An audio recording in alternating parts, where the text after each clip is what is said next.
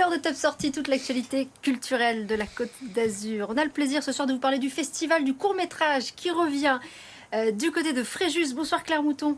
Bonsoir. Vous êtes la référente du festival et Martine Petrus-Benamou. Bonsoir. Bonsoir. Vous êtes quant à vous la première adjointe en charge de la culture. Et Morgane Lasdi-Pesson, comme chaque vendredi, qui est avec nous pour le mensuel. Bonsoir Morgane. Bonsoir à toutes et à tous. Bonsoir Morgane. On commence par une petite interview de la semaine. Oui, avec deux hommes talentueux.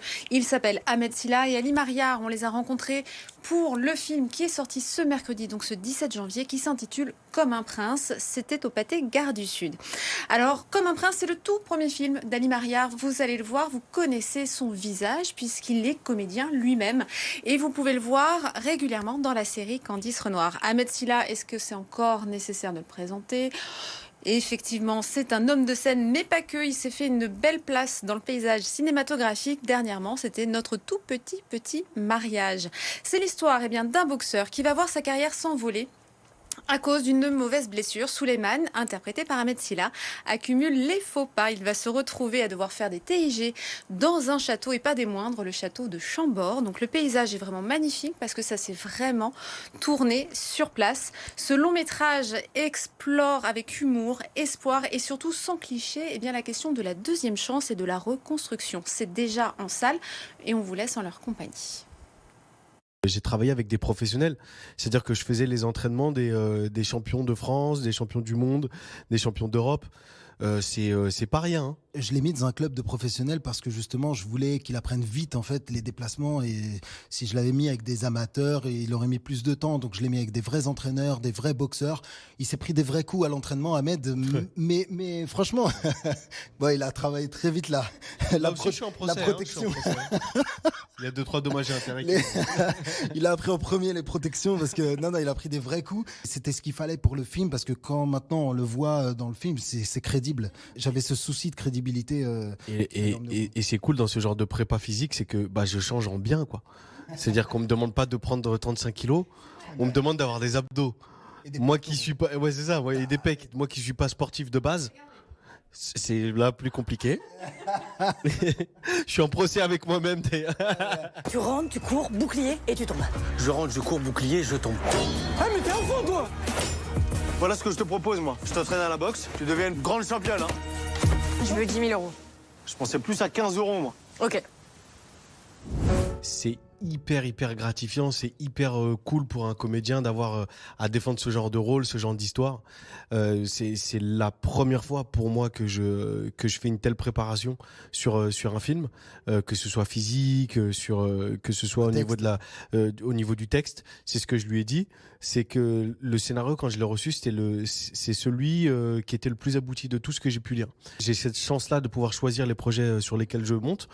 Et là, j'ai dit ah oui, non, si il a pas intérêt à prendre un autre comédien, quoi. Mais c'est là tout le talent d'Ali, hein, vraiment. C'est qu'il a réussi cet équilibre sur ce film. C'est touchant comme il faut. On tombe pas dans de la guimauve. C'est drôle comme il faut. On tombe pas dans du graveleux ou dans du nul. C'est vraiment le genre de film que j'ai envie de faire, quoi.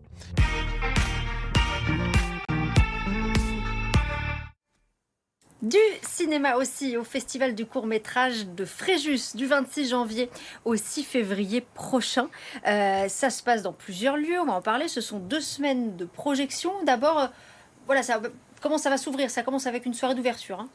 Tout à fait, une soirée d'ouverture le vendredi 26 janvier avec un concert de musique jazzy, mais musique de film. Ce sera au village Club Igéza. Il y a une très belle salle de spectacle et nous pouvons accueillir le public qui pourra venir nombreux, nous l'espérons. Donc dès le 26. Dès le 26. Parce que tout est gratuit, je crois, toutes les projections sont gratuites. Tout est gratuit, c'est la volonté de notre maire de faire la gratuité et l'ouverture pour tous. Mais sur réservation. Alors sur réservation pour les 4 grandes soirées, parce que nous avons quand même une limite de place, et donc on ne voudrait pas décevoir. Donc cette année, nous avons innové justement avec billets web. Alors, nous avons des soirées de compétition. Donc, on a des compétitions de films d'animation et des films de court-métrage. 2 soirées différentes. Une le 31 janvier au Vox pour les films d'animation. Et puis la seconde, le 2 février, au Théâtre du Forum. Oui. C'est ça ? Oui. Alors là, on a une dizaine de films à chaque fois. Et vous en avez vu combien en tout avant d'en arriver là? On va dire le chiffre. 800. Voilà.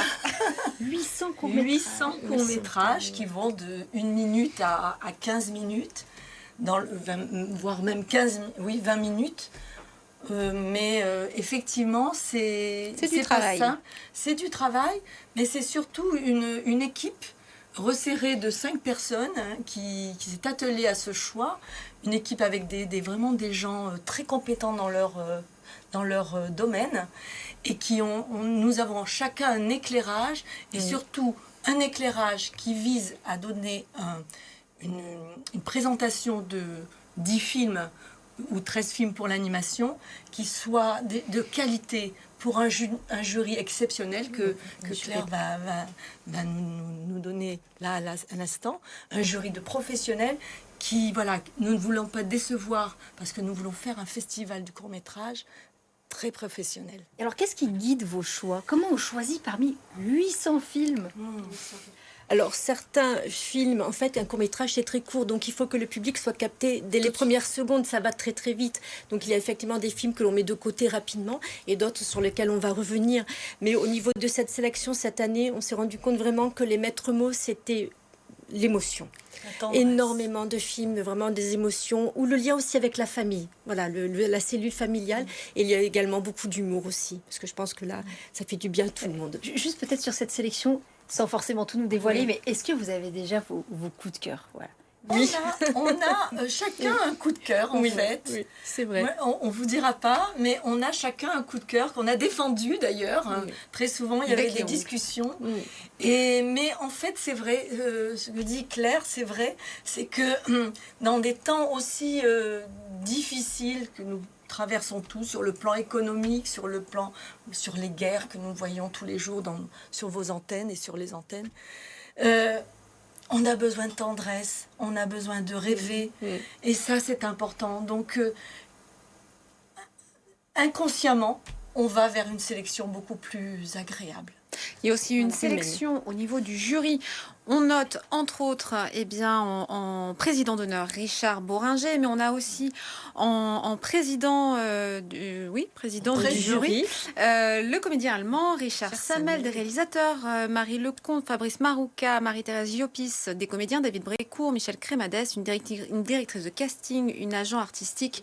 Voilà, on a vraiment tous les corps de métier qui vont être représentés et qui vont venir rencontrer le public. Formidable. Ils vont rencontrer le public et ils vont rencontrer les équipes de films qui ont été sélectionnées. Et les jeunes. Et les jeunes. Donc ça, c'est une gageure aussi pour nous parce que c'est mettre le pied à l'étrier à des jeunes réalisateurs, des futurs grands réalisateurs qui vont rencontrer des professionnels qui ont évidemment marqué leur empreinte par leur professionnalisme. Et le court-métrage, ça peut être aussi du grand cinéma. Merci infiniment à Martine Pétrus-Benamou et merci Claire Mouton d'être venue nous parler de ce festival du court-métrage qui débute le 26 janvier. On va passer à l'agenda.